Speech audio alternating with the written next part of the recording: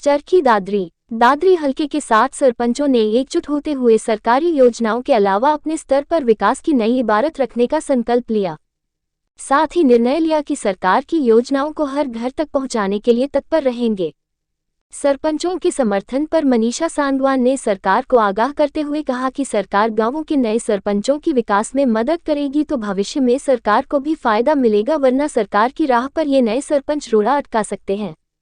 इस दौरान प्रदेश प्रवक्ता कांग्रेस मनीषा सांगवान ने कहा कि सरकार ने जिला परिषद चुनाव में सिंबल पर लगवाने का काम किया था, लेकिन छोटी सरकार गांव में सरपंची को सिंबल पर न लड़वा कर सरकार के मन में कहीं न कहीं वह जरूर भरा हुआ था, इसलिए सरपंची के चुनाव में सिंबल पर नहीं लगवाने का निर्णय लिया।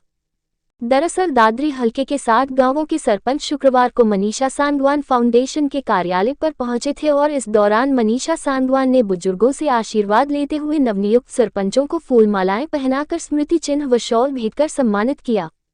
इस दौरान मनीषा सांगवान के साथ सभी नवनियुक्त सरपंचों ने विकास की नई डगर पर चलते हुए विकास कार्य करवाने का संकल्प लिया। जिस तरह से पहले निकाय चुनाव अब पंचायत चुनाव में उनके समर्थक जीत कर आए हैं, भविष्य की राजनीति में भी नई इबारत रखने का कार्य करेंगे। मनीषा सांगवान ने कहा कि अगर सरकार गांव के नए चौधरियों से मिलकर काम नहीं करेगी तो सरकार बैकफुट पर जाएगी। आशा है कि नए चौधरियों की आशा अनुरूप विकास कार्य हों।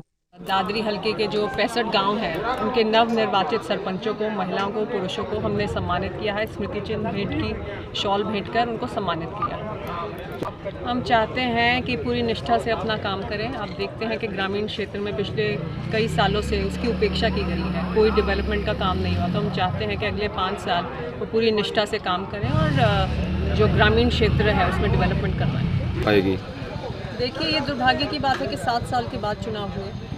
हमारे संविधान में लिखा है हर 5 साल के बाद चुनाव होने चाहिए, पर कोई बात नहीं, कम से कम 7 साल के बाद करवाए तो सभी को मैं बधाई देती हूँ और मैं कामना करती हूँ पूरी सच्ची निष्ठा से वो काम करें। 2 साल पहले हाँ जी, इस सरकार ने हमेशा से ही ग्रामीण क्षेत्र की उपेक्षा की है। आप देखिए, भाजपा ने सिंबल पर चुनाव लड़ा नगर निकाय का, पर जहाँ ग्रामीण क्षेत्रों की बात आई उन्होंने सिंबल पर चुनाव नहीं लड़ा, क्योंकि वो जानते हैं वो अपना जनाधार खो चुके हैं ग्रामीण क्षेत्र। तो हम चाहते हैं कि अब जो समय है, आने वाले समय में डेवलपमेंट पे पूरा फोकस हो और हमारे गांव का जो उपेक्षा हो रही थी हमारे ग्रामीण क्षेत्र की, अब वो उपेक्षा ना हो और डेवलपमेंट जल्दी से जल्दी हो हमारे गांव में। जी, तो पहले मैं दिल्ली में समाज सेवा किया था, तो मेरी जो सास हैं उन्होंने मुझे कहा कि बेटा अपने क्षेत्र में भी काफ़ी बेरोज़गारी है, पिछड़ापन है, गरीबी है, तो यहाँ पे क्यों नहीं आप काम करते। तो तब हमने ये फाउंडेशन स्टार्ट की। अब बहुत खुशी की बात है, 5-6 साल हो गए हैं इस फाउंडेशन को यहाँ सक्रिय हुए और बहुत अच्छा रिस्पांस मिल रहा है। तो विधवा हैं, उनकी मदद करते हैं अपनी बेटियों की शादी करवाने में। हम